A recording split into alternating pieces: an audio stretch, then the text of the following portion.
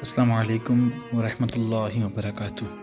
الحمدللہ، آج ہم ایک بار پھر اس مبارک رات میں داخل ہو رہے ہیں جسے شب برات کہا جاتا ہے۔ یہ رات اللہ کی رحمت، مغفرت اور برکتوں سے بھرپور ہے۔ اس رات میں اللہ تعالیٰ اپنے بندوں کی طرف متوجہ ہوتا ہے، ان کی دعائیں قبول کرتا ہے اور بے شمار گناہ گاروں کو بخش دیتا ہے۔ یہ موقع ہے توبہ کرنے کا، اپنے گناہوں پر ندامت کا اور اللہ سے قربت حاصل کرنے کا۔ آئیے قرآن و حدیث کی روشنی میں اس رات کی فضیلت اور ہمارے اکابر علماء کرام، خاص طور پر اہل سنت کے حنفی علماء اور ڈاکٹر طاہر القادری صاحب کی رائے کو سمجھتے ہیں۔ میں شروعات کرتا ہوں قرآن کی روشنی سے۔ شب برات 9ویں شعبان کی رات کو اسلامی تعلیمات میں ایک بعظمت اور برکتوں والی رات مانا جاتا ہے۔ خاص طور پر اہل سنت و جماعت کے نزدیک یہ رات توبہ، مغفرت اور اللہ کی رحمت کے نزول کی رات سمجھی جاتی ہے۔ اس رات کی فضیلت قرآن و حدیث اور اکابر اہل سنت کی تعلیمات میں واضح طور پر بیان ہے۔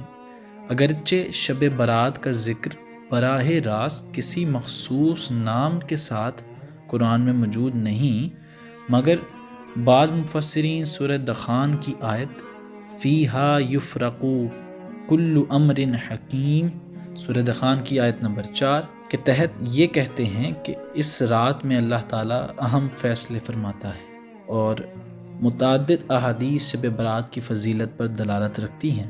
حضرت علی رضی اللہ تعالی عنہ سے روایت ہے کہ نبی اکرم صلی اللہ علیہ وسلم نے فرمایا، جب شعبان کی 15ویں رات آتی ہے تو اللہ تعالیٰ آسمان دنیا پر نزول فرماتا ہے اور فرماتا ہے، کیا کوئی مغفرت طلب کرنے والا ہے کہ میں اسے بخش دوں؟ کیا کوئی روزی طلب کرنے والا ہے کہ میں اسے روزی دوں؟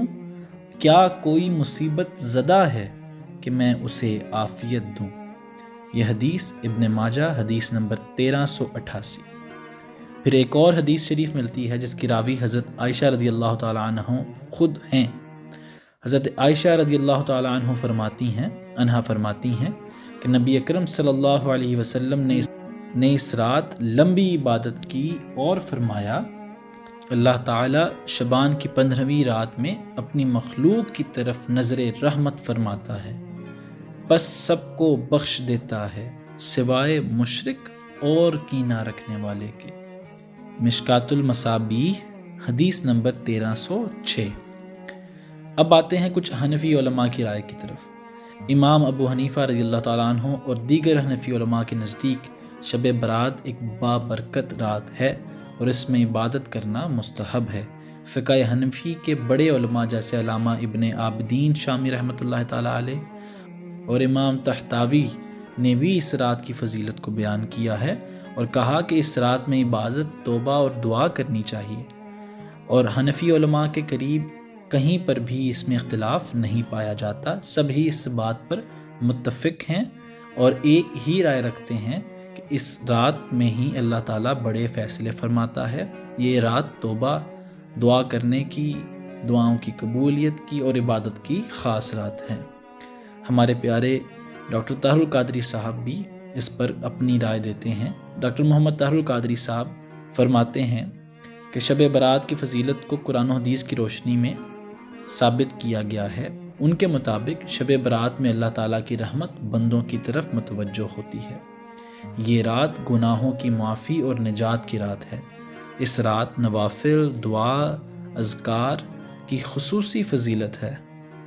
بعض لوگ اس رات کو بدعت کہتے ہیں، مگر در حقیقت مستند احادیث اس رات کی عظمت کو واضح کرتی ہیں، جن کا ذکر میں ابھی آپ کے ساتھ کر چکا۔ اہل سنت کے علماء کے مطابق شب برات میں درج ذیل اعمال کیے جا سکتے ہیں: نفل نماز پڑھنا، خصوصاً صلاۃ و تسبیح، توبہ استغفار کرنا، درود شریف کی کثرت کرنا، قرآن کی تلاوت کرنا، صدقہ و خیرات کرنا، والدین، رشتہ داروں اور تمام مرحومین کے لیے دعا کرنا۔ دوستو، شب برات اہل سنت والجماعت کے نزدیک ایک عظیم اور ایک برکت والی رات ہے۔ یہ مغفرت، رحمت اور بخشش کی رات ہے اس میں اللہ تعالیٰ اپنے بندوں پر خاص نظر رحمت فرماتا ہے۔ فقہ حنفی اکابرین امت اور ڈاکٹر طاہر القادری جیسے اسکالرز بھی اس کی فضیلت کے قائل ہیں۔